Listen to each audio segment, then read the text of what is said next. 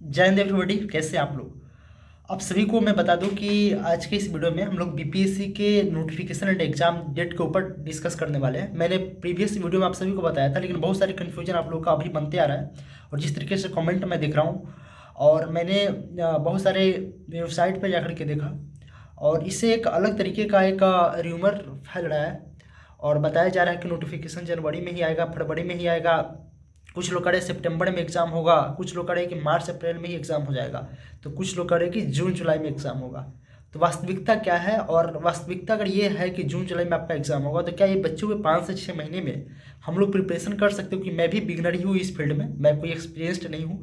और बीपीएससी में मैं भले ही पहले से मुझे हर चीज़ की जानकारी थी, स्ट्रेटेजी वगैरह मुझे हर चीज़ का पता था, लेकिन तैयारी करने में अभी फ़िलहाल नए नए ही इस फील्ड में आया हूँ।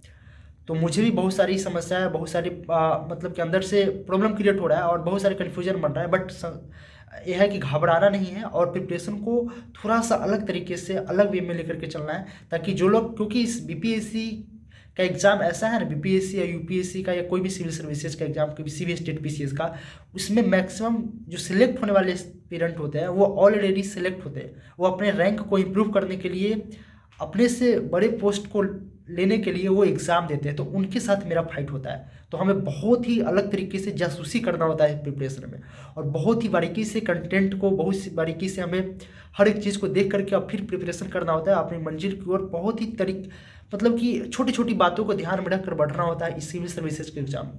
ठीक है, टाइम टेकन लोग कहता है कि टाइम टेकन बिल्कुल नहीं है। टाइम उसके लिए टाइम टेकन एग्ज़ाम है जिनका जो वे सही नहीं है, तरीका सही नहीं है प्रिपरेशन करने का, जिसको गाइडेंस सही नहीं है। अगर आपके पास गाइडेंस है तो आप इजीली 1 ईयर में क्रैक कर सकते हैं। ये मैं अपना वादा नहीं कर रहा हूँ, मैं बता रहा हूँ मुझे जहाँ तक ये चीज़ें लगता है। ठीक है, मैं आपका कोई मेंटर वगैरह नहीं हूँ, मैं बता रहा हूँ, मैं प्रिपरेशन कर रहा हूँ। मैं ये चीज़ें पॉजिटिव रखना चाहता हूँ आप लोगों को, मैं खुद पॉजिटिव रखना चाहता हूँ, इसलिए मैं वीडियो बनाता हूँ। देखिए, आप सभी को एग्जाम 99% ऑफ प्रोबेबिलिटी ये है कि आपका जो एग्ज़ाम है वो आपका एग्ज़ाम अप्रैल से लेकर के जुलाई के बीच में होगा। अप्रैल में बहुत ही कम रेयर केस में चांस है, क्योंकि हम अप्रैल मई और जून के इर्द गिर्द आपका, मुझे लगता है कि पार्लियामेंट का इलेक्शन है। ठीक है, पार्लियामेंट के इलेक्शन पूरे ऑल ओवर इंडिया में है, तो उस समय एग्ज़ाम पॉसिबल ही नहीं है लेना। तो जुलाई में आपका एग्ज़ाम होने का पॉसिबिलिटी काफ़ी ज़्यादा है। और आपका जो नोटिफिकेशन है वो फरवरी, मार्च और अप्रैल, इस तीनों में से किसी भी मंथ को आ सकता है। एक वेबसाइट पर मैंने देखा, काफ़ी ट्रस्टेड वेबसाइट है, आप लोग नहीं विश्वास करोगे तो मैं टेलीग्राम का लिंक डिस्क्रिप्शन में, टेलीग्राम पे हर एक चीज़ का अपडेट मिलता है बीपीएससी के regarding. Per day current affairs, per day newspaper analysis आपको मिलता है। तो वहाँ जाकर ज्वाइन कीजिए, मैं वहाँ पे डाल दूंगा। वो पेपर का कटिंग पेपर नहीं है, वो वेबसाइट का है। बताया जा रहा है कि पहले तिमाही में, मतलब जनवरी फरवरी मार्च, इस बीच में बीपीएससी नोटिफिकेशन जारी कर सकती है। ठीक है, मतलब उसमें बताया गया कि हाफ इन्फॉर्मेशन जो है वो बता दी जाएगी बीपीएससी के बारे में। हाफ इन्फॉर्मेशन का मतलब क्या हुआ कि नोटिफिकेशन आ जाएगा, एग्जाम उसके बाद डिसाइड किया जाएगा कि अप्रैल जुलाई में होगा, कि अगस्त में होगा, कि सितंबर में होगा। लेकिन ये जनवरी फरवरी मार्च के बीच में आपको कंफर्म हो जाएगा कि नोटिफिकेशन कब आ रहा है और एग्जाम कब होगा। तो अब आपके पास टाइम कितना बच गया है?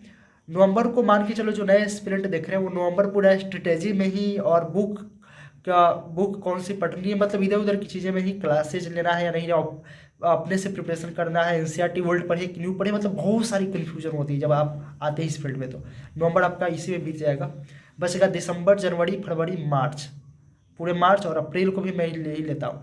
तो 5 से 6 महीने आपके पास है कि आप इसमें प्रिपरेशन कर सकते। अगर आपका बेस थोड़ा बहुत मजबूत है, आपने एनसीईआरटी पढ़ा है, तो कोई बड़ी बात नहीं है। आपको अभी से ही मेंस लेवल का प्रिपरेशन करना है, और अभी से ही आंसर राइटिंग भी करना है। और कैसे आंसर राइटिंग करना है इसको लेकर के हम लोग आने वाले, क्योंकि मुझे कुछ नहीं पता है। मुझे खूब अंदर से इस तरीके से, मतलब कि ये लग रहा है कि कैसे आंसर राइटिंग करेंगे, फर्स्ट टाइम कैसे क्या आंसर लिखेंगे, कैसे बीपीएससी का आंसर लिखाता है, बीपीएससी यूपीएससी का आंसर कैसे लिखना होता है। अरे 9th 10th में तो ऐसे, 10th में 11th में 12th में ऐसे ऐसे लिखते थे। ग्रेजुएशन में तो पेज ही भर कर चले आते थे, पूरा का पूरा इसी तरीके से लिखना है या ऐसे लिखना, डर लगता है। लेकिन उस डर को ख़त्म करना है, स्टार्ट करना है किसी तरीके से। तो उस सब चीज़ को लेकर के हम लोग टेलीग्राम पर डिस्कस करते रहेंगे। तो अब इस तरीके का प्रिपरेशन करना है हम लोग को, मीन्स लेवल का प्रिपरेशन करना है, ना कि प्री का लेकर के चलना है। प्री का जब 1-2 महीना बचेगा, 2-2.5 महीना, तब हम लोग टेस्ट सीरीज लगाना शुरू करेंगे और ऑब्जेक्टिव एमसीक्यू काफ़ी ज़्यादा सोल्व करना शुरू करेंगे।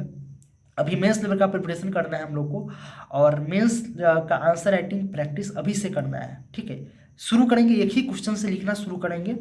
ठीक है, हाँ, लिखना, एनालिसिस करना, कैसे एनालिसिस करना है कि कैसे आपको अपने आप से उसको एनालिसिस करना है कि क्या ये जो आंसर मैं लिखा हूँ ये बीपीएससी के रिलेवेंट है, किस तरीके से आंसर राइटिंग का फॉर्मेट होना चाहिए। ठीक है, मेरा इंट्रो कैसा होना चाहिए, आउट्रो कैसा होना चाहिए, मेन जो थीम है 20 का वो कैसा होना चाहिए। तो उसके लिए फ्री बहुत सारे ऐप है, बहुत सारे वेबसाइट है ट्रस्टेड, जहाँ पे बताया जाता है। मैं आप लोगों को स्टेप बाय स्टेप बताऊंगा आने वाले वीडियो में कि कहाँ से मेंस के लिए आंसर राइटिंग को हम लोग को खुद घर पे सेल्फ स्टडी करके भी कर सकते हैं। ठीक है, तो ये रहा आप लोग का प्रिपरेशन, आराम से कर सकते हैं हम लोग। अब हम लोग को एनसीईआरटी को जल्दी से निपटाना है और स्टैंडर्ड बुक की ओर आना है बहुत ही अच्छे तरीके से, और बहुत ही कम रिसोर्स रखना है। सटीक प्रिपरेशन करने का मतलब है रैंक लाने का मतलब है, और कम टाइम में सिलेक्शन लेने का मतलब कि बहुत ही आपके पास रिसोर्स लिमिट होना चाहिए। ठीक है, तो उसको लेकर के एक एक करके वीडियो आते रहेगा। आप लोग चैनल को सब्सक्राइब कर लीजिए। फिलहाल इस वीडियो में इतना ही रहने देता हूँ। आप लोग ट्रस्ट कीजिए और टेलीग्राम पे जुड़िए, सभी लोग मिल करके तैयारी करेंगे। ठीक है, हर एक चीज़ के बारे में हम लोग डिटेल में बात करेंगे। Love you to all, take care, bye bye, जय हिंद।